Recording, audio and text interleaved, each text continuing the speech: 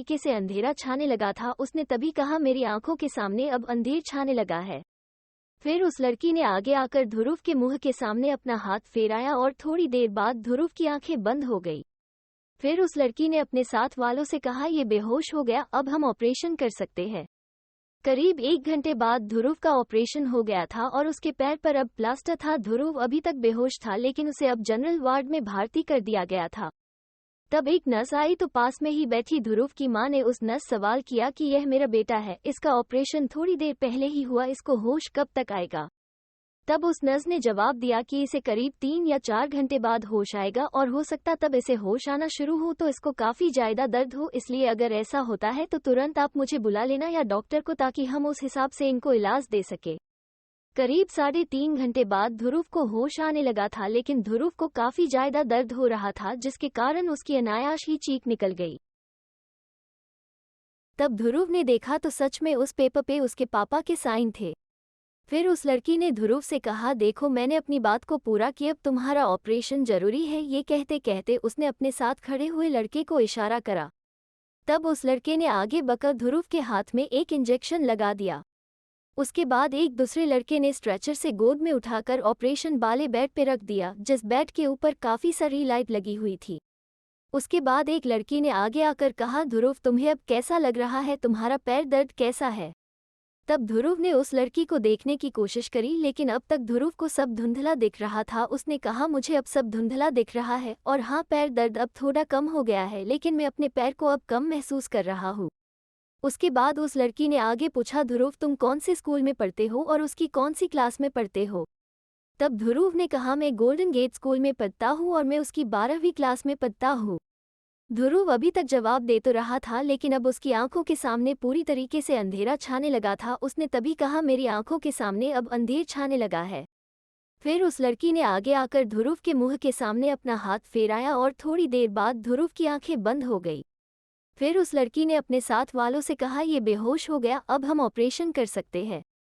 करीब 1 घंटे बाद ध्रुव का ऑपरेशन हो गया था और उसके पैर पर अब प्लास्टर था। ध्रुव अभी तक बेहोश था, लेकिन उसे अब जनरल वार्ड में भर्ती कर दिया गया था।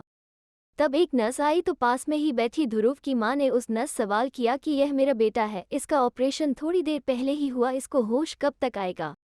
तब उस नर्स ने जवाब दिया कि इसे करीब 3 या 4 घंटे बाद होश आएगा और हो सकता तब इसे होश आना शुरू हो तो इसको काफी ज्यादा दर्द हो, इसलिए अगर ऐसा होता है तो तुरंत आप मुझे बुला लेना या डॉक्टर को, ताकि हम उस हिसाब से इनको इलाज दे सके।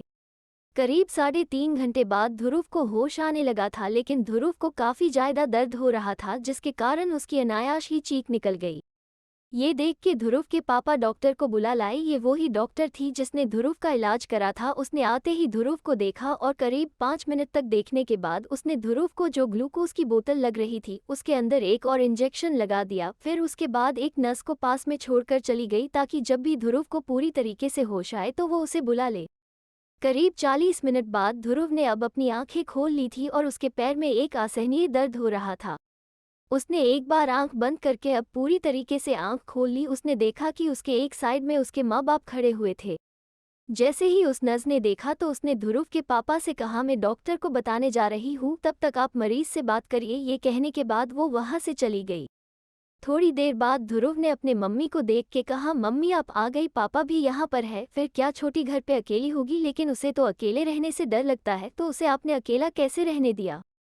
ये देख के कि ध्रुव को अपनी छोटी बहन की चिंता है, ऐसे हालत में भी जहाँ पर वो खुद बेड पे है और अगले 3 महीने चल भी नहीं पाएगा, उसके माँ बाप ने एक दूसरे की तरफ देखा। उसके बाद उन्होंने ध्रुव के चेहरे को देखा जो दर्द के मारे पीला पड़ा हुआ था और उसकी आंखों में अभी भी आंसू है। फिर उसकी मम्मी ने ध्रुव के पैर की तरफ देखा और उसकी मम्मी की भी आंखों में आंसू आ गए, लेकिन फिर जल्दी से उन्होंने खुद को संभल लिया। आखिर उनका बेटा इतनी तकलीफ में है, अगर वो कमज़ोर पड़ गई तो उनका बेटा हो सकता है पूरी तरीके से टूट जाए, और एक माँ अपने बेटे को अपनी वजह से टूटने कैसे दे सकती है। इसी को सोच के अपने मन में उन्होंने निश्चय करा कि हालत कितनी भी खराब हो वो ध्रुव के सामने रोएंगी नहीं। तभी इन सब चीज़ों को देख के ध्रुव के पापा ने कहा, तो अपनी बहन की चिंता मत कर, अभी हमने उसे तेरी बुआ के घर पे छोड़ा है, अभी उसे पता नहीं है कि तुझे चोट लगी है, नहीं तो वो भी यहाँ पर आने की जिद करती, इसलिए हमने उससे कहा कि हमें जल्द के काम से कहीं जाना पड़ रहा है और तू मोहित के घर पे रुकेगा। अब तक तो शायद तेरी बहन सो गई होगी, तो उसकी चिंता मत कर, कल वो वैसे भी तुझसे मिलने आएगी।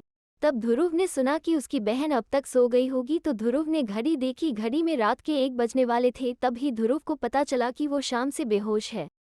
तभी कमरे में वो ही डॉक्टर आ गई जिसने शाम को ध्रुव का इलाज किया था। उसने आते ही ध्रुव से पूछा, ध्रुव अब कैसे हो? तब ध्रुव ने कहा, बहुत ज़्यादा दर्द है पैर में।